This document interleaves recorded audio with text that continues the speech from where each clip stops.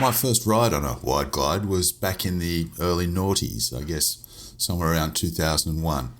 It was a cruise around Auckland to produce a Kiwi Rider quick spin article, but I enjoyed it enough to be still quite memorable over 10 years later. Harley states that the FXDWG Dyna wide glide was designed by Willie G. Davidson in 1980 as his homage to the choppers of the 60s. Aesthetically, the O2 model was closer to that heritage, with its ducktail rear, mini-ape hangers and shotgun exhausts. Those features are all gone from the 2014 offering, replaced by a more Spartan chopped rear end, flat drag bars on 3-inch risers, and a reasonably quiet Tommy gun exhaust.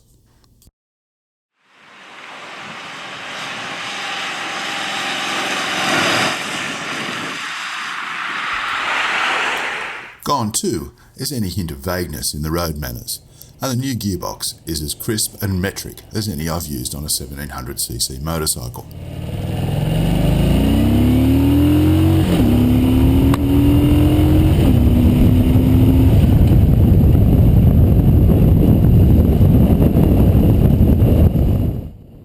You can even select neutral with the engine off. 2002 was how long ago? Willie's styling is still low and long, with the model's wide and well-raked front end featuring prominently in the presentation. Other aesthetic changes for 2014 are that the headlight surround is now blacked, so too are the wheel rims, and the narrow street bob style fuel tank has been tilted up slightly, but it still has a line that is very pleasing to the eye, and who doesn't like flames, as standard. I ran through quite a few tankfuls in a variety of urban conditions, freeways, main roads, and some industrial backblocks, as well as a few out-of-town jaunts to the hills, and it was all very enjoyable. The bike is all capital C cruiser. It handles, tracks and steers better than the 36-degree fork angle and the 21-inch front wheel would have you think. It's stable and it tracks very well. It won't change lines in a corner unless you tell it to. The only allowance it really needs in the course of normal riding is for the cornering clearance on the exhaust side. It's limited.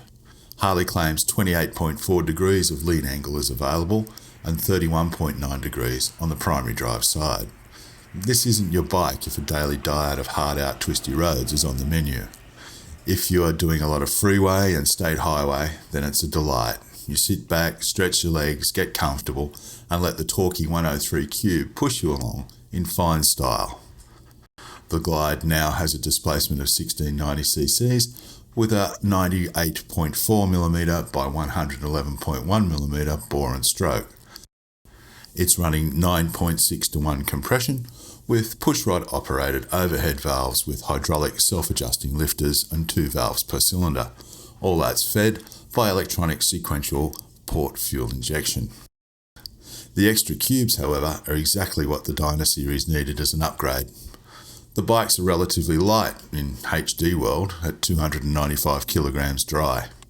The big torque of the larger engine gives the bike quite good poke and it accelerates away from the lights, and maintaining cruising speeds is pleasant.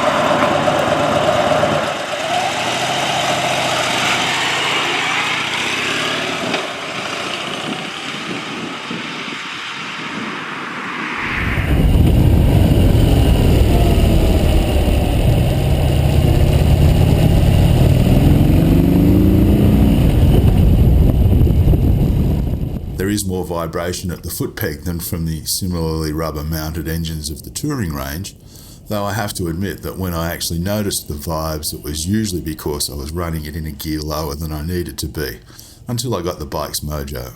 But then top gear at 60 km per hour is quite viable. When the penny dropped, I was riding around for 2 weeks of Grinsville. Average height riders and those built closer to the ground will appreciate the 680mm saddle height. Combined with the drag bars and risers, that makes for a very comfortable perch. Braking is also quite comfortable. For the most part, I only used one finger to operate the 4-pot single-disc front stopper.